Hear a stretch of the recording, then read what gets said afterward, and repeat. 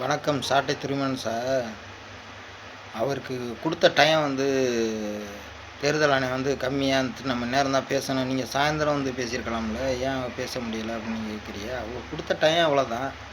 அதனால அவருக்கு பேச வாய்ப்பு கிடைக்கல. அதனால அவர் அவங்க தேர்தல் ஆணையம் என்ன சொன்னாங்களோ, அத ஃபாலோ பண்ணிட்டு போறாப்ல. பேசுறதுக்காண்டி என்ன பேசினது தான் பேசணும் அப்படிங்கிறதுக்காண்டி, நீங்க மட்டும் என்ன பேசினதே பேசாம என்ன புதுசு புதுசா பேசிட்டு இருக்கீங்களா? பேசினது தானே நீங்களும் பேசுறீங்க.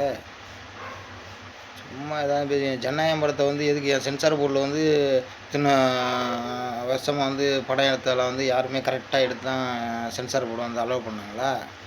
சென்சார் போர்டு அவங்க கண்ட்ரோலில் இருந்துச்சு. அதனால் அவங்க கொஞ்சம் பிரச்சனை பண்ணுறாங்க. அரசியலுக்கு வந்துட்டோம்னா எல்லா பிரச்சனையும் பண்ணிக்கிட்டு தானே இருப்பாங்க. உங்களுக்கு என்ன ஏதாவது ஒன்று கிடைக்கணும். திருப்பி அவங்க மனைவியை தனியாக இது பண்ணிட்டாரு, பார்க்கறதில்ல அப்படின்னு நீங்கள் சொல்கிறீங்க. பொது வாழ்க்கைக்கு வர்றவருக்கு ஏங்க உங்களுக்கு இதெல்லாம் தேவையா? நீங்கள் பாட்டில் சம்பாரிச்சியெல்லாம் இருந்தியெல்லாம் இல்லாமல் நீங்கள் பாட்டில் பொது வாழ்க்கை போய் இருக்கிற காசெல்லாம் செலவு பண்ணிக்கிட்டீங்க அப்படின்னு சொல்லி பிரச்சனையில் வரும். அதனால் இந்த மாதிரி நீங்கள் பொது வாழ்க்கை போய் காசு செலவு பண்ணிக்கிட்டீங்கன்னா நான் உங்களை பற்றி தவறாக பேசுவேன் அப்படின்னு சொல்லி அவங்க சொல்லுவாங்க. அதுதான் அவங்க குடும்பத்துக்குள்ளே நடக்கிற பிரச்சனைகள் இருக்கலாம்னு நான் நினைக்கிறேன். மற்றபடி அவர் சரி நம்ம இவ்வளோ தூரம் நம்மளுக்காண்டி எவ்வளவோ பண்ணியிருக்காங்க மக்கள், நம்ம ஏதோ ஒன்று செய்வோம் அப்படிங்கிறதாண்டி அவர் அரசியலுக்கு வந்திருக்காரு. நீங்கள் என்ன ஏதாவது பத்திரிக்கையாளர்னா பத்திரிக்கையாளருக்கு பதில் சொல்லணுன்னா பதில் சொல்லித்தான் ஆகணும் அப்படின்லாம் இல்லைல்ல. அவர் பத்திரிக்கையாளர்கிட்ட என்ன விஜயகாந்த் என்ன பேசினார்? விஜயகாந்த் எதிர்த்து தான் பேசினார். நீங்கள் அந்த டிவி ஆதரவாக இந்த டிவி ஆதரவான்னு அவங்கள்ட்ட பேசி என்ன குறுக்க குறுக்க கேள்வி கேட்பா, அவங்களுக்கு ஒரு பதிலை சொல்லிக்கிட்டு இருக்கணும். வேறு என்னன்றது, வேறு என்ன சொல்கிறது சொல்லுங்கள். அதான் அவர் அவாய்ட் பண்ணுறாரு. அதை பற்றி நம்ம பேச முடியாது. அதான் அவரோட விருப்பம். கேள்வி கேட்குறது பத்திரிக்கையாளரோட விருப்பம் எப்படி, அது மாதிரி அவர் பதில் சொல்கிறது அவரோட விருப்பம் தான். அதை நம்ம சொல்லித்தான் ஆகணும் அப்படின்னு நம்ம சொல்ல முடியாது. அவர் சொல்லலை. அது அவர் மனசில் என்ன இருக்குங்கிறது அவருக்கு தான் தெரியும். இருந்தாலும் புதுசாக அரசியலுக்கு வர்றாருங்கிறதுக்காண்டி தாக்கி பேசி அவரை மன உளைச்சலாக்கி இந்த படத்தை எப்படி லாக் பண்ணி வச்சுருக்காங்க. பல கோடி ரூபா வரும். அதனால் லாக் பண்ணி வச்சுருக்காங்க. அது மாதிரி அவரை எப்படியாவது ஒரு வழியில் அவரை மன கஷ்டப்படுத்திடலாம் அப்படின்னு நினச்சிக்கிட்டு பேசிக்கிட்டு இருக்கீங்க. அவரை ஒன்றுமே பண்ண முடியாதுங்க. நீங்கள் நினச்சிக்கிட்டு இருக்கலாம் அவரை ஒன்றும் பண்ண முடியாது, அவரெல்லாம் இறங்கிட்டார் சீனில். நீங்கள் கத்திக்கிட்டே இருக்க வேண்டியதான், ஒன்றும் பண்ண முடியாது. அவர் பாட்டில் அவர் வாழ்க்கையை பார்த்துக்கிட்டு அவர் போயிட்டுருக்காரு. ஏன்னா இதுக்கு முன்னாடி 5 வருஷம் இந்த ஊழல் பண்ணி விட்டாரா? நீங்கள் கேள்வி மேலே கேள்வி கேட்குறதுக்கு யார் பதில் சொல்ல?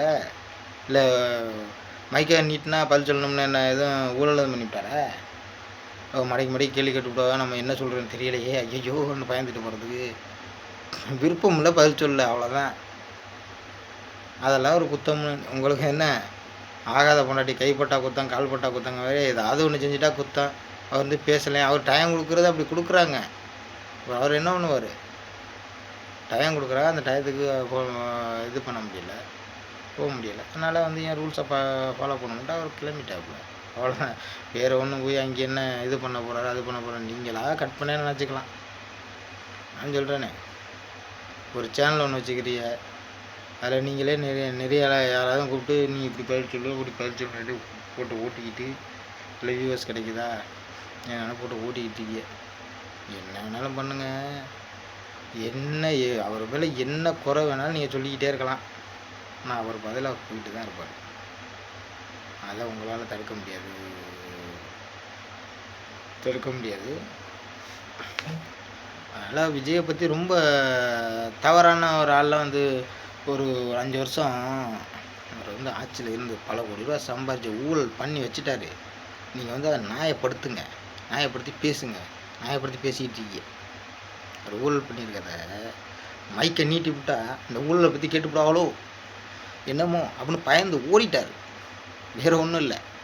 அந்த ஊழலை பற்றி கேட்டுருவாங்களோ, ஏற்கனவே 10-5 வருஷம் நடத்தி விட்டோமே, அது எதுவும் கேட்டுவிடுவாங்களோ என்னமோ அப்படின்னு ஓடிப்பார். ஏங்க அவர் பாட்டில் அவர் பிடிக்கல, அவர் போயிட்டுருக்காரு.